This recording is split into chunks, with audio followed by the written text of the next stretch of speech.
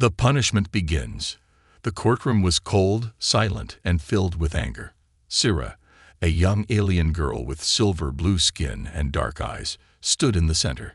Chains were wrapped around her thin wrists. Her clothes were torn. Her eyes, full of fear, stared at the floor. She did not cry. She did not beg. She just waited. All around her, people from the city of Thalora watched with cold eyes. They sat in rows, silent, waiting to see her punished. Above them, on a high seat, the judge of water held a staff made of shining crystal. "You stand accused of stealing sacred water during a time of great drought," the judge said in a deep voice. "Do you admit your crime?" Syrah looked up. Her voice was soft, but clear. "Yes." A loud murmur ran through the crowd. Some people shouted, others shook their heads. One man stood and yelled, "Thieves must die." The judge raised his hand. Silence returned. "Why did you steal water?" he asked. Syrah's eyes filled with pain, but she didn't look away. "My brother was sick. He hadn't had water in 2 days. He was crying. I couldn't watch him die." "That is not a reason. That is weakness," the judge said coldly. He turned to the crowd. "The law is clear. Theft of water is punishable by death." The crowd clapped and cheered. But in the back of the room, one man didn't move. His name was Jake. He was a human soldier sent to Thalora as part of a peace mission. He wore a simple uniform, and his face was tired from years of war. But his eyes were focused only on the girl. Jake had seen many things during his time as a soldier. He had seen battles, death, and cruelty. But something about this moment felt different. The girl reminded him of someone from his past. Years ago, during a battle on another planet, his younger sister had died from thirst. She was only 10. Jake had never forgiven himself. Now, as he looked at Syrah, he saw that same fear, that same pain in her eyes. The judge raised his crystal staff. "The punishment is clear. The thief shall be." "Wait." The word came from Jake, strong, loud, and full of emotion. Everyone turned to look at him. The judge frowned. "Who speaks without permission?"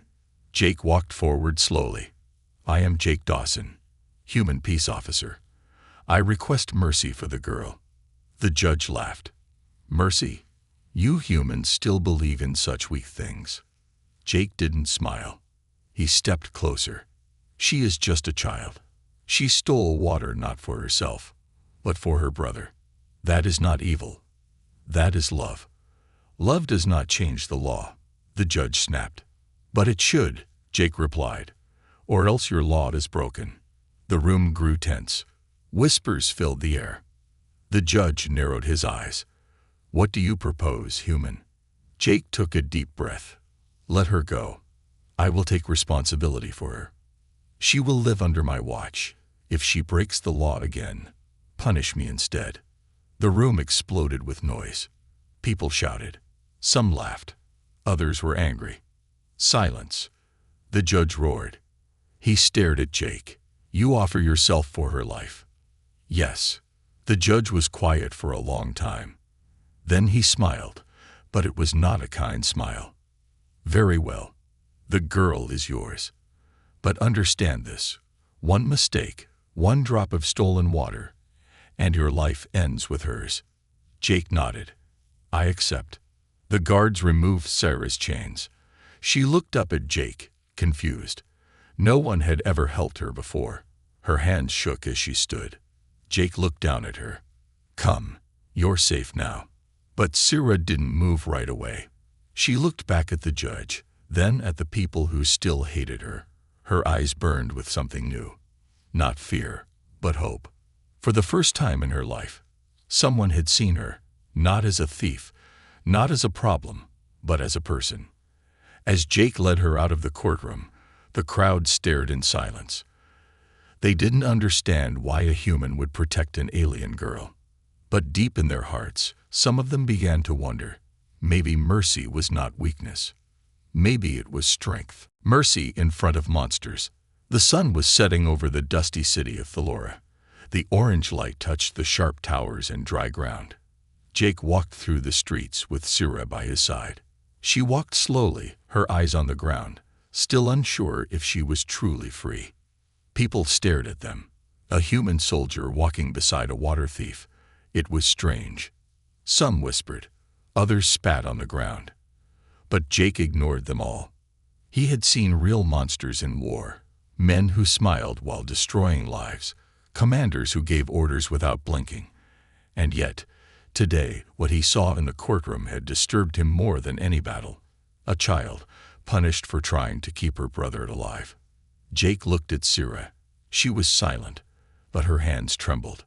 She held her arms close, like she expected someone to hit her at any moment. "You're safe," Jake said quietly. She looked up for a second. "Am I?" Jake didn't have an answer right away. They reached the old human peace camp on the edge of the city. It was a small outpost made of metal walls and tents, with a few guards and workers moving about. Most of them had no idea what had happened at the trial. As they entered, a human officer named Parker walked over. He frowned as soon as he saw Sira. "Who's the alien girl?" he asked sharply. Jake stood tall. "She's under my protection now." Parker's eyes widened. "You're bringing a criminal into camp." "She's not a criminal," Jake replied. "She's a child who saved her brother." Parker didn't argue, but his face said everything. He turned and walked away, shaking his head. Jake led Sira to an empty shelter near his own tent. It was small but clean. He gave her a blanket, some food, and water. She sat down on the floor, holding the cup of water like it was gold. She didn't drink it right away. She just stared at it. "Why aren't you drinking?" Jake asked. She looked up. "Is it a trick? Will you beat me after I drink it?" Jake felt a deep pain in his chest. "No, Sira. No one will hurt you here." Slowly, she took a sip. Her hands shook. Jake left her alone to rest. Outside, he stared at the sky. The stars were starting to appear. He remembered his little sister again. Her name had been Emily. She had begged for water in her final hours. He had failed her. But maybe he could do something right this time. The next day, whispers spread through the camp. Jake brought a water thief here. She should be in prison. Aliens can't be trusted. Sira tried to help with chores. She cleaned dishes, swept the dust, and stayed quiet. But no one talked to her. No one smiled. One human engineer named Lena finally approached her. "Why did you steal the water?" Lena asked in a flat voice.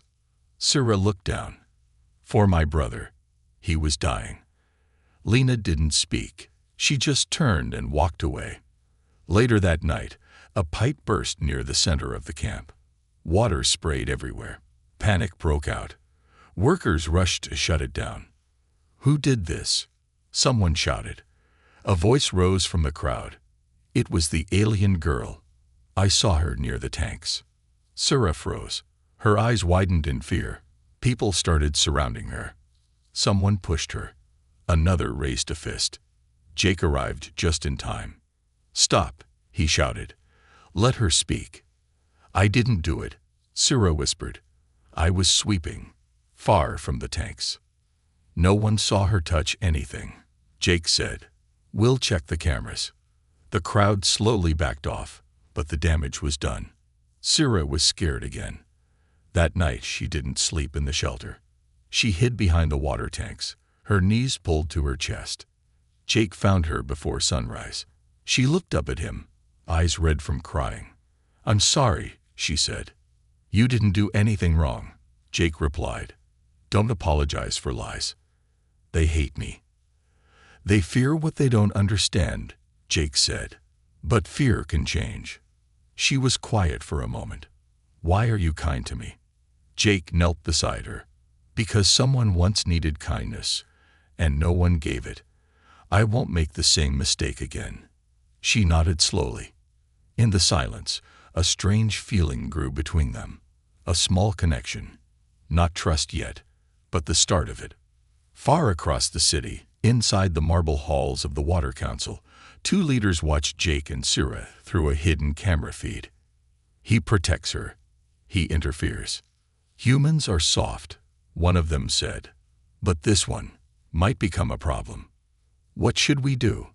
Watch them closely. If he keeps digging, eliminate them both. They turned off the screen. Back at the camp, Jake gave Syrah a small cup of warm tea. You don't have to run anymore, he told her gently. For the first time, she smiled. Just a little. Maybe mercy wasn't weakness after all.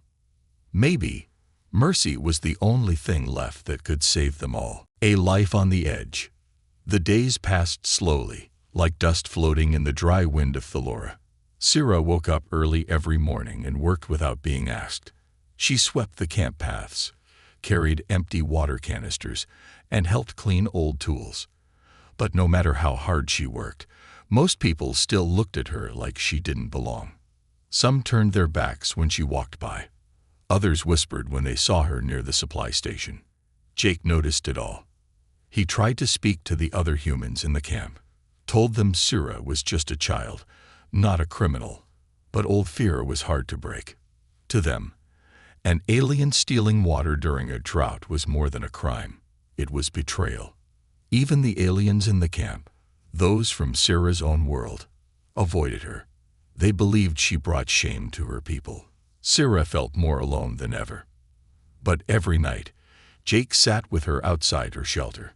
He asked her questions, told her stories from Earth, and listened quietly when she spoke of her past. My mother died when I was 5, Syrah said one evening. She was sick. We had no water to clean her wounds. My father disappeared when I was 7. He used to tell me stories about secret rivers deep under the city. Secret rivers? Jake asked. She nodded.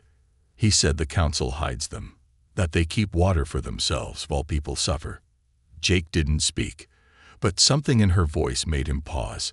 He'd heard rumors of water hoarding before, but no one had ever shown proof. One afternoon, while Syrah was cleaning near the northern tank area, a young worker named Bran walked over. He was human, maybe 19, and always wore a smirk like the world was a joke. You think if you scrub hard enough, you'll become one of us? He asked cruelly. Syrah stayed quiet. You stole water, right? You should be in chains, not walking around free. I stole for my brother, Syrah whispered. Oh, right. Your sick little brother. Sure. That's what all criminals say. He stepped closer, looking down at her. Want to know what I think? He said, I think Jake just feels sorry for you, but that won't last. One day, he'll leave. And no one will stop us then. Before he could say more, a voice came from behind. Walk away, Bran. It was Jake. Bran rolled his eyes, but backed off. Jake waited until he was gone, then looked at Syrah. You okay? She nodded, though her hands were shaking again. You don't have to take that, Jake said gently. I'm used to it, she replied. I don't want you to be. Later that week, something strange happened. The camp's water pressure dropped suddenly. Alarms rang. Technicians scrambled to find the problem. Pipes were shaking, valves hissing. Jake was called to the supply station. One of the engineers, Lena, pointed at a pressure chart. Water's vanishing. We think there's a leak. A big one. Jake frowned. Where? Near the border wall. East side. Jake took a small team, including Syrah, and walked out to investigate. The ground was cracked and dry, but after walking for 10 minutes, Syrah stopped. She knelt down near a pile of rocks and old metal parts. There's something here, she whispered. Jake stepped closer. What do you see? She brushed the dust away and revealed a thin, hidden pipe, old and rusted, but still leaking water slowly into the ground. Jake knelt and inspected it. This isn't part of our system. It's from the old city, Syrah said, before the council took over. Jake looked at her. How do you know that? She reached into her small bag and pulled out a folded paper. A map. It was torn and faded, but clear enough. "My father gave this to me before he disappeared," she said. "He said I must protect it, that one day it would help save lives." Jake unfolded it carefully. The map showed underground tunnels, forgotten water pipes, and hidden reservoirs, all under Thalora. If it was real, then the drought was not natural. The council wasn't running out of water. They were hiding it. Jake's heart pounded. This could change everything. Sarah looked up at him. "But if they find out we have this, they'll kill us." Jake knew she was right. That night, Jake stayed awake in his tent, staring at the map. He thought about the people suffering, the sick children, the empty tanks, the endless punishments for stealing a few drops, all while rivers might be flowing beneath their feet. He looked over at Sarah's shelter. The girl was asleep, curled up under her thin blanket. She had trusted him with the truth. Now he had a choice to make: expose the secret, or stay silent and safe. Meanwhile, back in the high towers of Thalora, council spies were watching. A hidden camera near the eastern wall had caught Jake and Sarah near the pipe. A cloaked figure sent a message to the High Council. "The girl is dangerous. The human is helping her. They must be stopped." The next morning, when Jake and Sarah woke up, they didn't know they were being hunted. But the edge they were walking on was getting sharper by the hour, and one wrong step could end everything. The truth about the drought. Jake stood at the edge of the camp, holding the old map in his hands.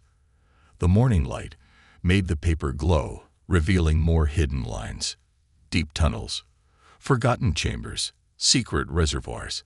His fingers traced the paths drawn on it, paths that led far beneath the city of Thalora. Sarah stood beside him, silent. She had not said much since giving him the map, but Jake saw it in her eyes, fear and hope fighting for space. "Do you think it's real?"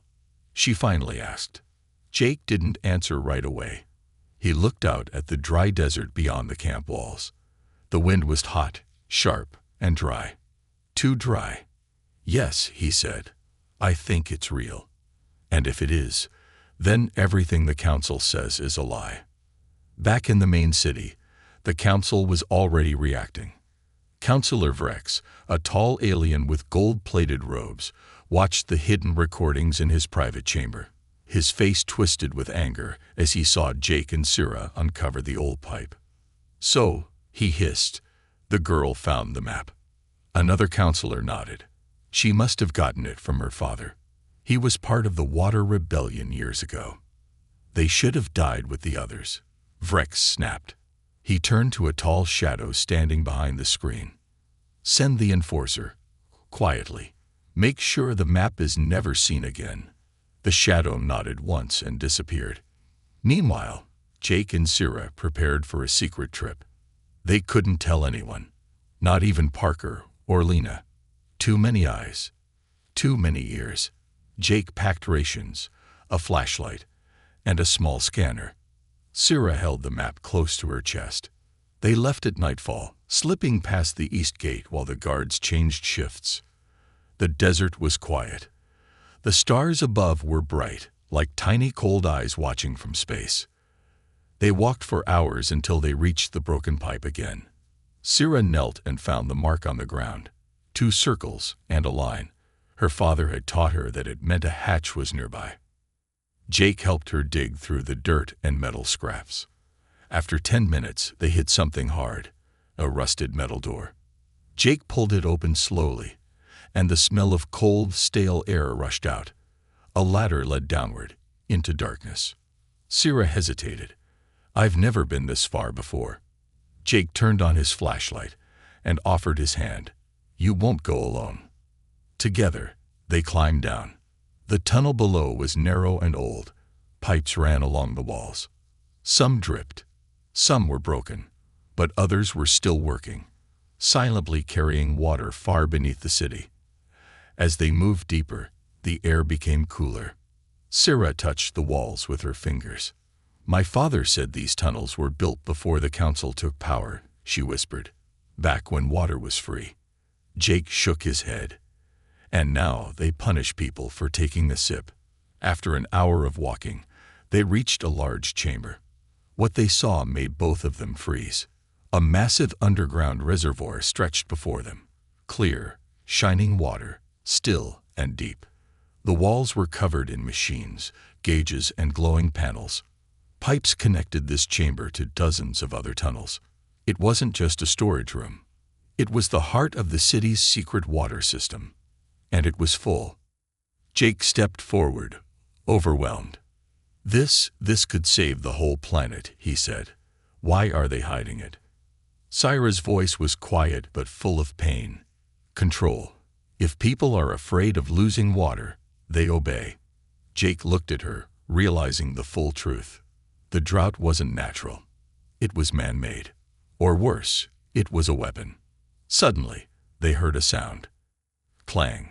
Someone had followed them. Jake pulled Syra behind a control panel and turned off the flashlight. Footsteps echoed down the tunnel. Then, a voice. Give me the map, and I might let you live. A tall figure stepped into the chamber. He wore black armor, smooth and silent. His face was hidden behind a silver mask. His name was Krell, the council's most feared enforcer. Jake stood up slowly. You don't want to do this. I don't care what you've seen, Krell said. No one will believe you. And the girl dies tonight. Jake pulled out his small plasma pistol. Then come get her. Krell laughed and moved like lightning. The fight was fast and brutal. Jake fired, but Krell blocked the blast with his armor. The two crashed into the control panels.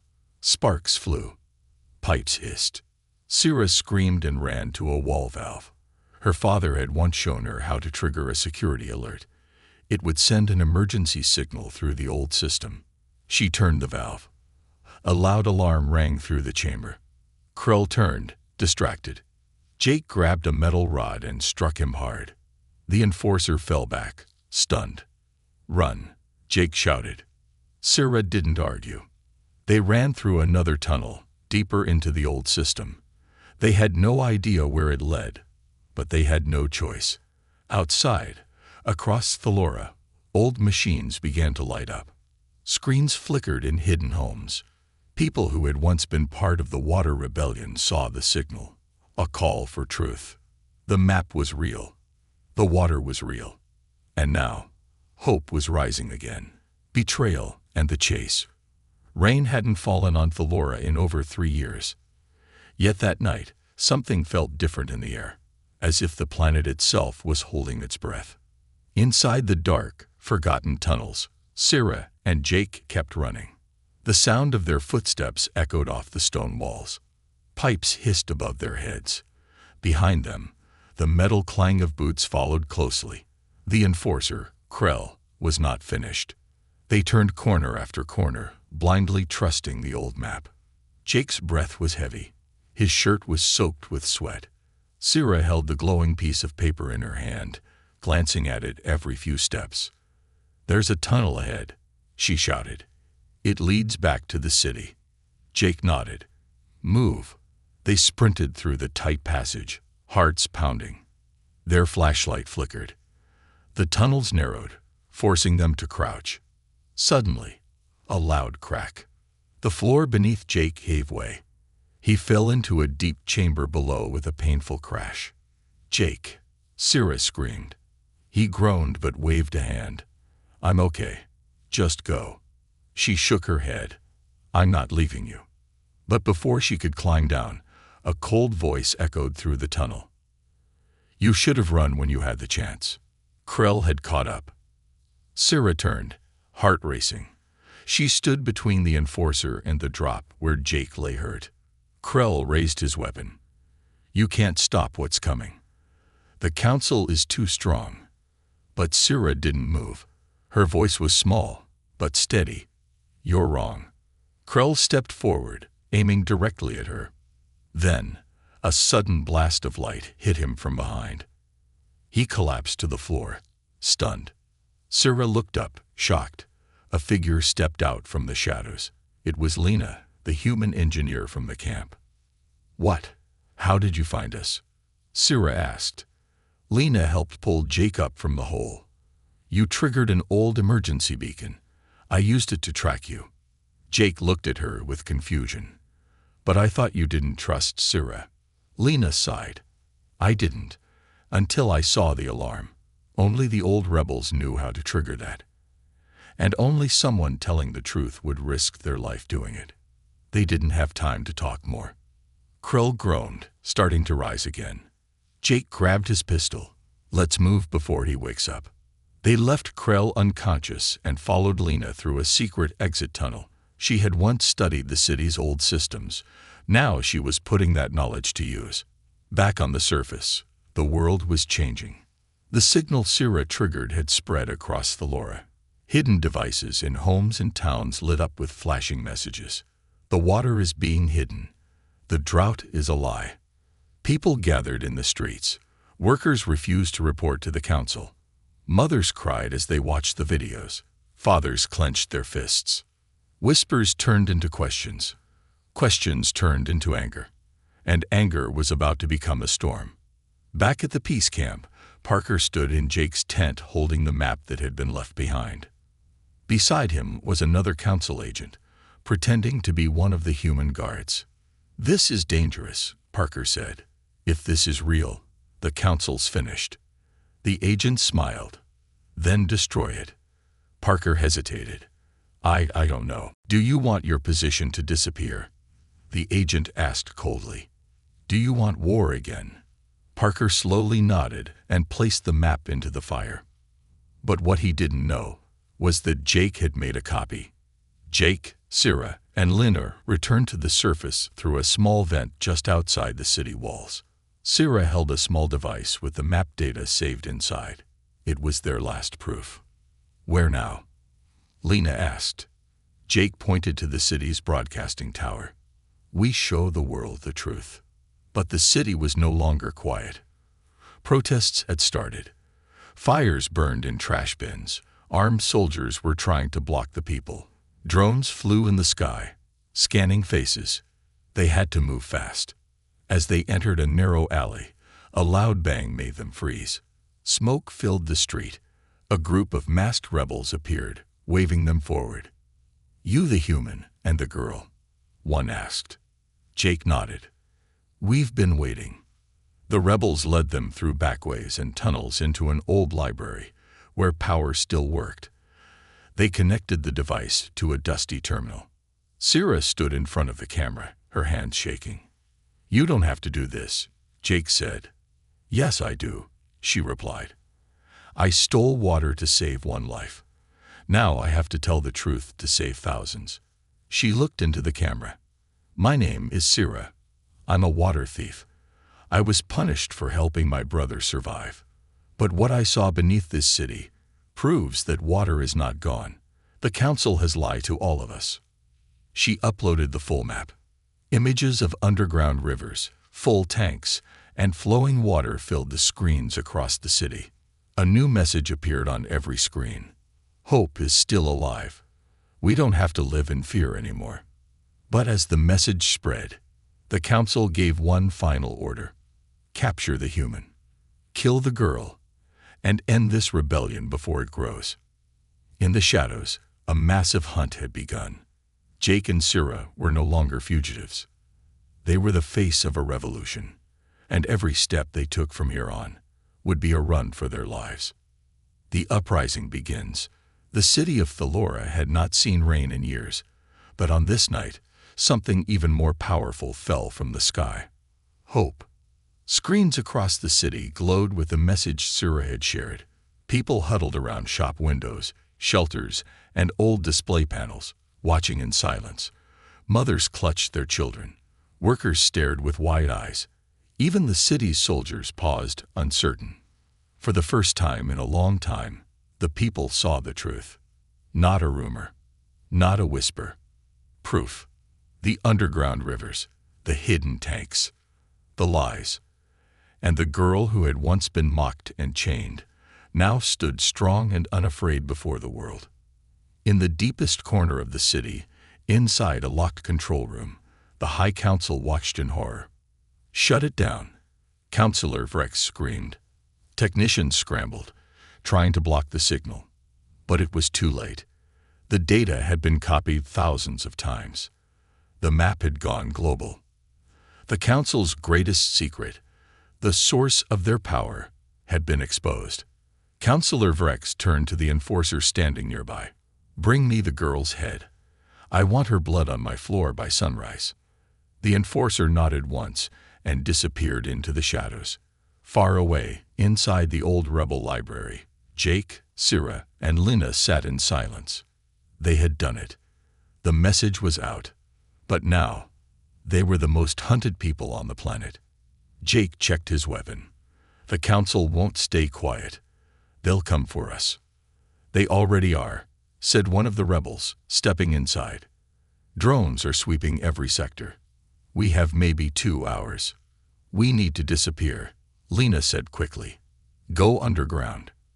"No," Syrah said, her voice steady. "We need to go to the square." Everyone turned toward her.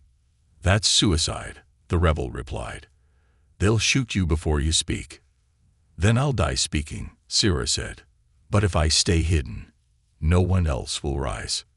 Jake looked at her, surprised. The girl he had met in chains was gone. Standing before him now was a fighter. The rebel group made their plan fast. They would lead Syrah and Jake through the underground tunnels beneath the city to reach Unity Square, the heart of Thalora. From there, she would speak again, not through screens, but face to face with the people. If they could reach it. If they survived. As the sun rose, smoke drifted across the city. Protests had become riots. People had blocked council roads with scrap metal, broken vehicles, and piles of stone. Chants filled the air. "The water belongs to the people. Truth is life." Syrah, Syrah, Syrah. The names spread like fire. Old rebels came out of hiding. Water workers walked off their jobs. Even young soldiers began to question their orders. In the shadows, the council ordered more violence. But the more they pushed, the stronger the people grew. The city was waking up, and it would not sleep again. Down in the tunnels, Jake, Syrah, Lina, and 5 rebels moved quickly. Water dripped from the old pipes above. Rats scurried past their feet. The air smelled of rust and fire. Suddenly, gunshots. The group dropped to the ground. Council troops had found an entrance point. They were moving through the tunnels. Jake whispered, "Split up. Move in pairs. We regroup at the fountain steps in the square." Everyone nodded. Jake grabbed Syrah's hand, and they disappeared into the shadows. They ran through broken corridors, climbed over collapsed walls, and ducked under beams. At one point, they passed a small room with leaking pipes, water flowing freely into a drain.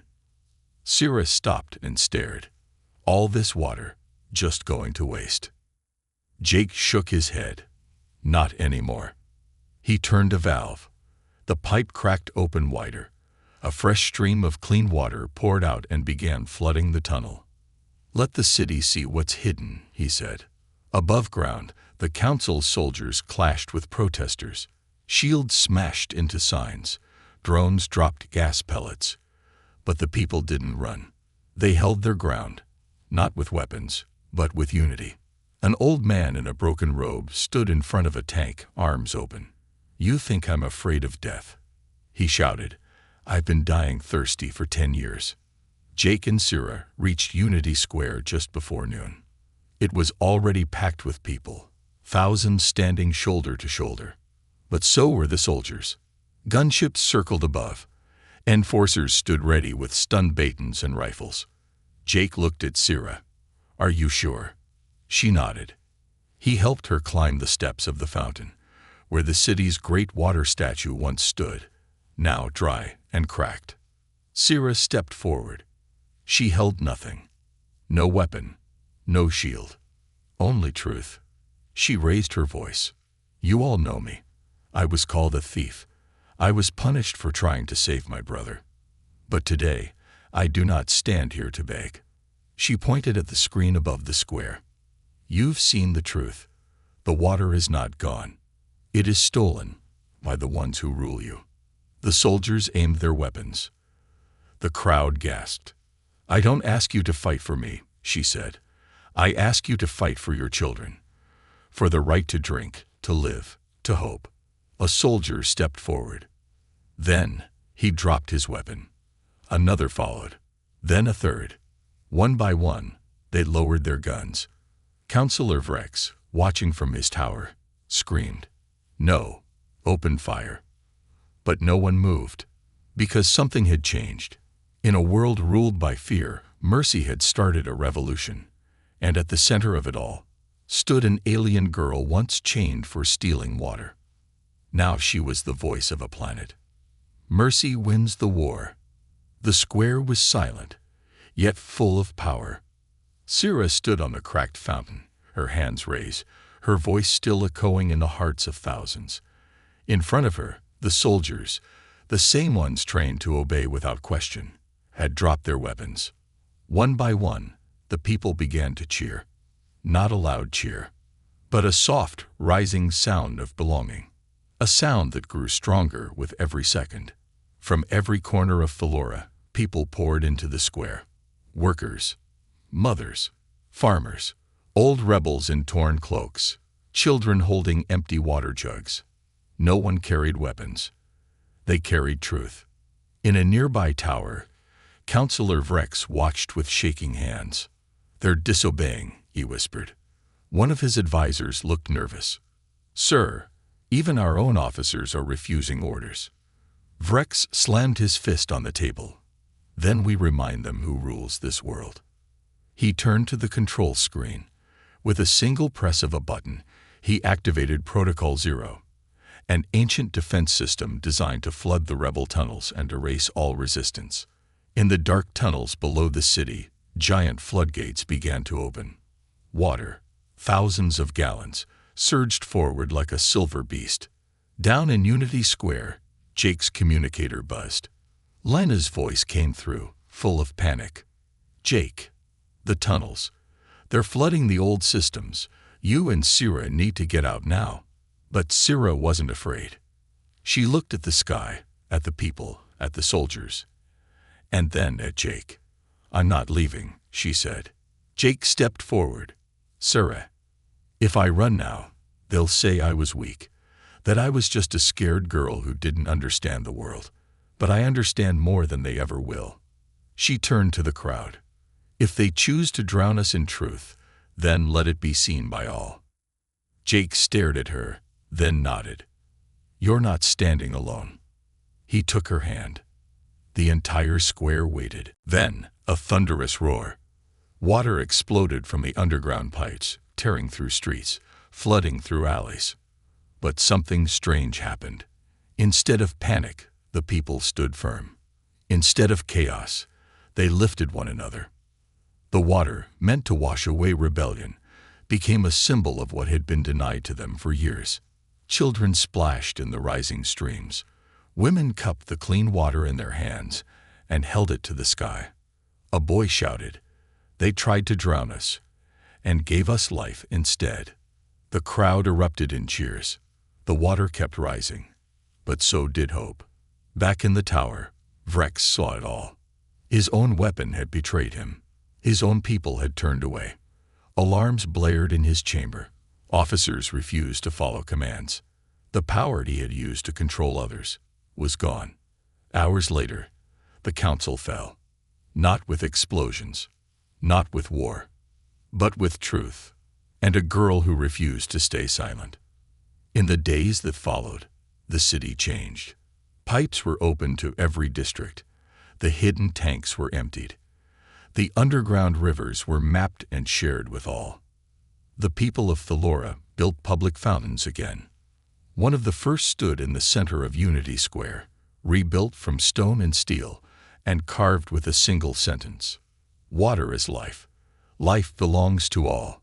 Sira refused any high title. When the new leaders offered her a seat on the ruling council, she said no. "I was once too afraid to speak," she told them. "Now I help others find their voice." She spent her days walking the poorest neighborhoods, fixing broken pumps, teaching children how to read maps, and making sure no one was ever punished again for needing a drink. Her brother, now strong and smiling, followed her everywhere. He called her my big sister, the water girl. And to the people, she became something more. Not a hero, not a ruler, but a reminder that mercy is not weakness, that kindness can break chains, that one voice, even a small one, can flood a world full of silence. Jake stayed too. He left the army and began working with the Water Reconstruction Guild. He and Syrah met often. They didn't talk much about the past. They didn't need to. One day he asked her, "Do you regret saving your brother? Even after all of this?" She smiled. "Never. Mercy saved him. Mercy saved me. Mercy saved this planet." Jake nodded. He looked at the fountain nearby. Children were laughing, splashing in the water. He closed his eyes and remembered Emily, his sister. Somewhere deep in his heart, he felt she was smiling too. The girl who was once punished for stealing water became the one who gave it to all.